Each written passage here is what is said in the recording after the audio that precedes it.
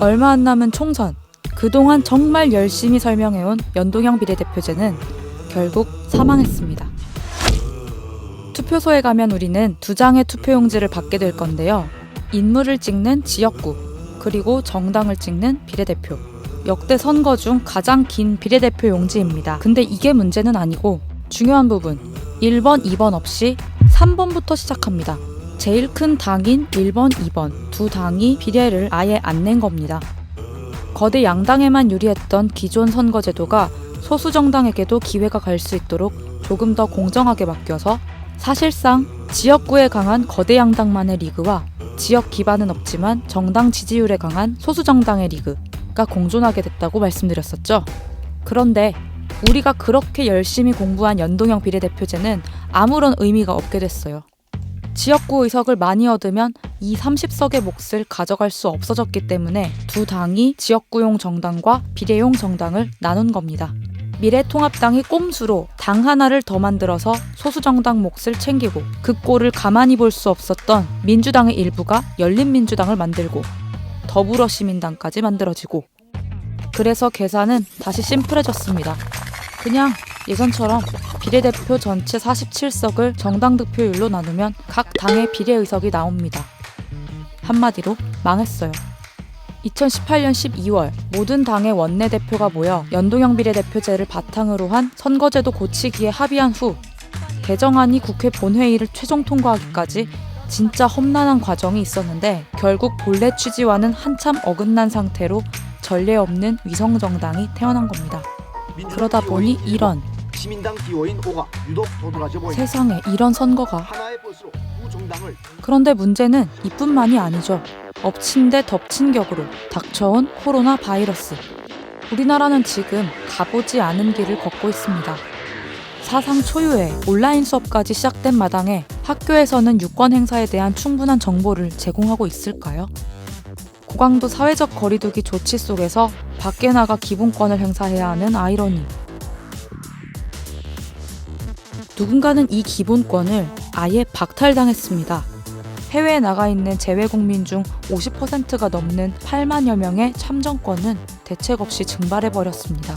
하루에 몇천 명씩 늘어나는 자가격리자도 투표 방법이 지금껏 불투명합니다. 독일하고 캐나다 같은 경우에는 지금도 그렇고 선거사무 중지 결정을 했을 때도 그렇고 사람들의 이동 자체가 금지되거나 혹은 공공시설 방문, 외출 이런 게 제한되는 나라가 아니었거든요. 이렇게 헌법에 보장된 선거권을 일방적으로 박탈당할 수는 없다.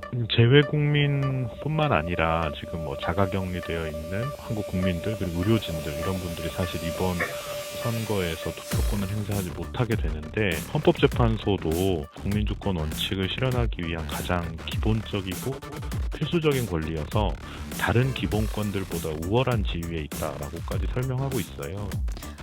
이쯤 되면 뭔가 이상합니다. 계약도 연기되고 수능도 연기되고 프리미어리그도 취소되고 올림픽도 연기되고 다른 나라 선거들도 줄줄이 연기되는데 왜 우리나라 국회의원 선거는 결국 연기되지 않았을까요?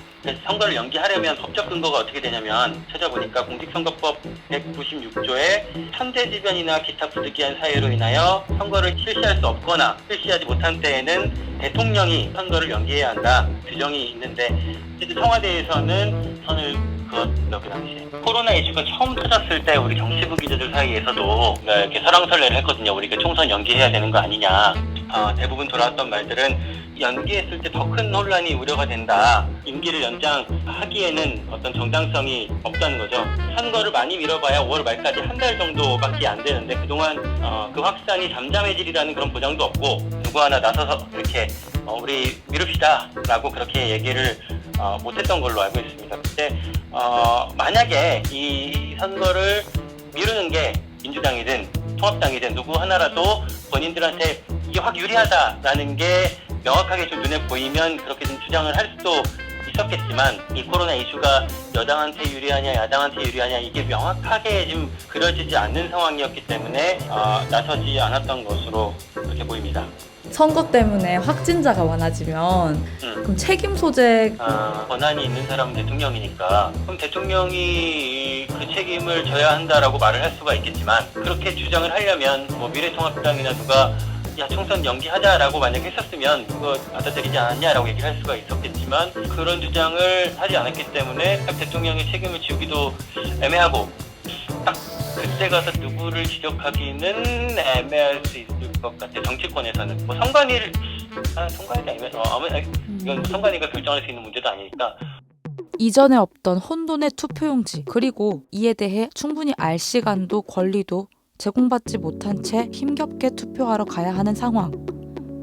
진짜 중요한 내 기본권인데 좀 막 대충 너무 다루지 않아줬으면 좋겠습니다.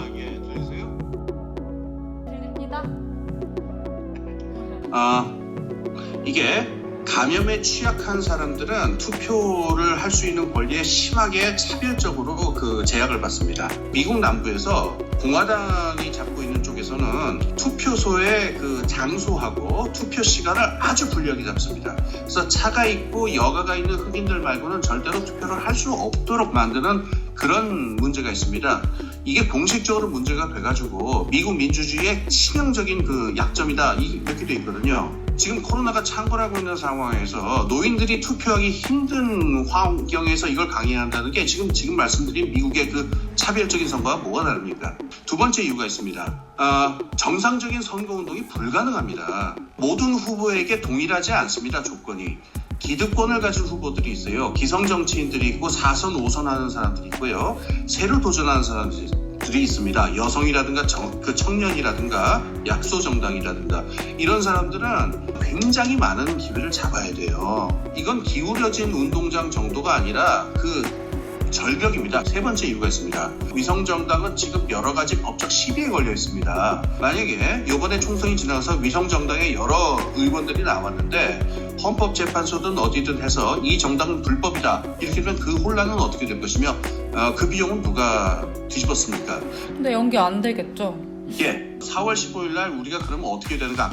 마스크 낍시다. 그리고 장갑 낍시다. 그리고 무조건 투표하러 갑시다. 꼴 보기 싫은 거 압니다. 그리고 이것저것 마음에 안 들고 이거 다 압니다. 그런데 투표율이 아주 낮으면은 확실하게 자기들 지지층을 결집할 수 있는 거대 양당이 무조건 유리하게 돼 있습니다. 이번 코로나 바이러스는 좀 예외인데 원래 바이러스들이 인공위성이랑 굉장히 비슷하게 생겼어요. 다리 달리고 이렇게. 우리 바이러스를 응징한다라고 하는 생각으로 4월 15일에 투표하러 갑시다. 진보를 찍든 보수를 찍든 중도를 찍든 찍으러 갑시다. 예?